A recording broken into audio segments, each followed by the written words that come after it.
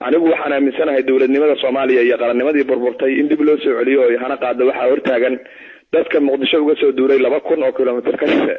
kuwaas oo kuwii 1982 soo galiyay ciidamadii Mingiste magaalooyinka Ballanballe iyo Goldogob 2006 ku soo hogaamiyay ciidamada Meelzanawi inay qabsadaan dalkii oo idil waxa riixaya ay tahay damac waalida ah iyo hungurweyninka saayidka ah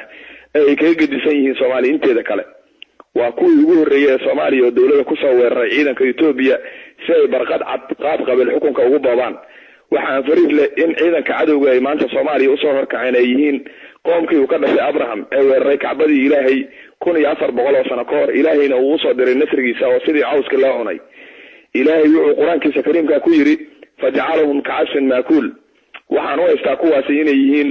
kuwii naxaska ku qaaday qarankii Soomaaliyeed ee meesha ka saaray kalsoonidii iyo walaaltinimadii ummadda Soomaaliyeed ka dhaxaysay iyo jacaylkii Soomaaliya soo gurman jirtay weligeed kuwaas oo kuwii dawladnimadii Soomaaliya ka dhigay Dumaale iyagu gaar u leeyihiin 1967 ilaa 1969 koorintii aan Ilaahay ummadda xalaasha ee Soomaaliyeed u soo dirin Mahdigii dhintay Maxamed Siyaad Barre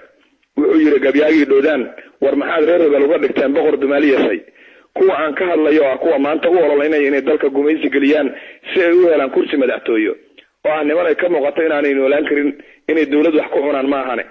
buugaagta qaar ee Soomaalida laga qoran ay ugu yarto 4 dawlad ku nool waa kuwa u haystay inay Soomaali iyaga ugu aqli badan yihiin laakiin on the contrary iyaga ayaa ugu aqli xun ismoog aqalkii bay aslaysaa ismana oga waxay dhaqan u leeyihiin haddii dawladnimada loo dhiibo inay ummadda ku tuntaan bahdilaan sharafkooda ku iibsadaan waxaan ummadda Soomaaliyeed u qaadmin aan ku banaanayn ma ahan dad ummadda Soomaaliyeed matali kara mana ahan dad wakiil ka noqon kara dadweynaha wali ma arkin shakhsiga ka tirsan arrintan ka diidiyay taasoo cadeynaysa bah iyo boqor inay ka midaysan yihiin ma ahan koox xishoonaysa waxay garaacayaan albaab walba waxa ugu sarkaalsan Colonel Abdullahi Yusuf waxa ugu